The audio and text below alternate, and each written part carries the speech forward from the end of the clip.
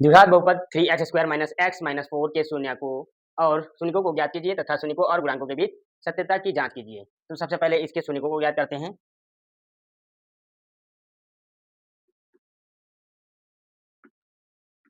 fx बराबर हमारा दिया हुआ है x² माइनस x माइनस 4।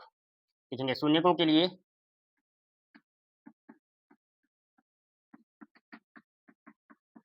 लिए हमें fx बराबर 0 रखना होता है। fx बराबर 0 जैसे ही रखेंगे तो हमें मिलेगा fx के लिए 0 कर दीजिए तो यहाँ आ जाएगा 3x² माइनस x माइनस 4। जैसे ही ये आ जाएगा तो हम चाहे इस 0 को उधर साइड लिख सकते हैं, तो ये 3x² माइनस x माइनस 4 बराबर 0। अब यहाँ पर जो यहाँ x नहीं होता है इस जगह पे और जहाँ पर x² होता है, यहाँ की संख्याओं को देखते हैं तो हमें यहाँ पे मिलेगा 4, यहाँ पे मिलेगा 3, तो इनका मल्टीप्लाई कराइए। पे 12 आना चाहिए और 4 है माइनस का तो कहें घटाने पर, और x के गुणे में लिखा 1 तो कहें घटाने पर आना चाहिए 1। तो वो संख्या कौन सी हैं? तो वो है 4 माइनस 3। 4 और 3 को घटाएंगे तो 1 आएगा और गुणा कराएंगे तो 12 आ जाएगा। तो लिख लेते हैं 3x² माइनस 4 माइनस 3 और x माइनस 4 इक्वल टू 0।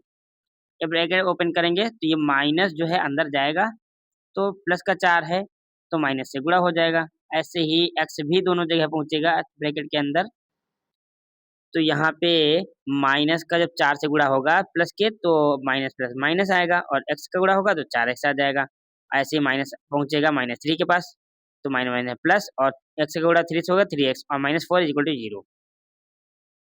यहाँ पे 3x² और 4 इसमें कॉमन लेंगे तो x कॉमन मिलेगा तो बचेगा 3x माइनस 4 और प्लस 3x माइनस 4 में कुछ भी कॉमन नहीं है तो 1 कॉमन मिलेगा, तो प्लस का 1 कॉमन मिल गया 3x माइनस 4 इक्वल टू 0। अब यहाँ पे 3x माइनस 4 का जो डिब्बा है यही कॉमन ले लेते हैं तो 3x माइनस 4 ये कॉमन है तो जो बचेगा उसे एक ब्रैकेट में लिख लें x प्लस 1 इक्वल टू 0।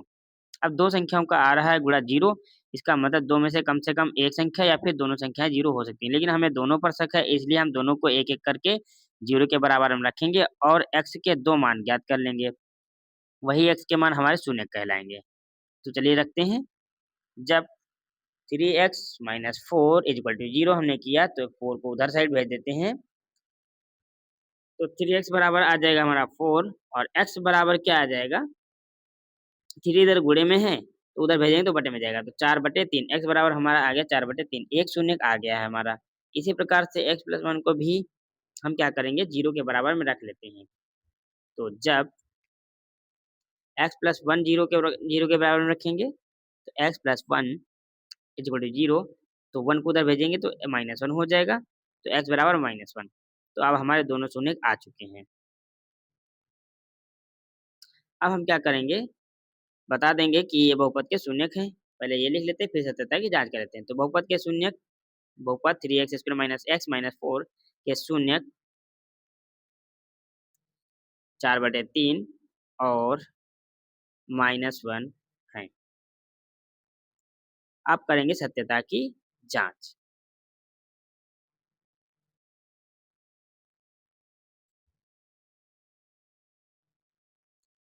तो जो हमारे शून्यक आ चुके हैं इन्हीं में से हम किसी को अल्फा और किसी को बीटा मान सकते हैं। अपनी मर्जी से आप मान सकते हैं। माना अल्फा बराबर हमने 4/3 को मान लिया है और बीटा बराबर मान लेंगे -1।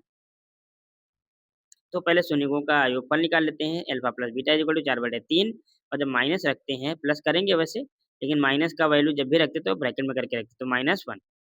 तो ये क्या आ जाएगा 4/3, अब ब्रैकेट ओपन करेंगे तो -1 आ जाएगा। तो 4/3 एलसीएम जहाँ पे लेंगे तो 4 - 3/3 आ जाएगा। तो ये इसको हल करेंगे तो आएगा 1/3। इसी प्रकार अल्फा इंटू बीटा निकाल लेते हैं। तो अल्फा इंटू बीटा बराबर क्या आ जाएगा, अल्फा की जगह क्या है 4/3 और बीटा की जगह -1। तो ये मल्टीप्लाई करेंगे तो आएगा -4/3। अब हमारे पास अल्फा प्लस बीटा की वैल्यू आ चुकी है और अल्फा इंटू बीटा की वैल्यू भी आ चुकी है। अब हम अल्फा प्लस बीटा और अल्फा इंटू बीटा की वैल्यू जो है वो अपने सूत्र विधि से ज्ञात करेंगे। अगर सेम आता है तो हम कहेंगे सत्य है, यानी शून्यकों और गुणांकों के बीच संबंध सत्य है। अगर नहीं आता है बराबर तो हम कहेंगे शून्यकों और गुणांकों के बीच संबंध असत्य है।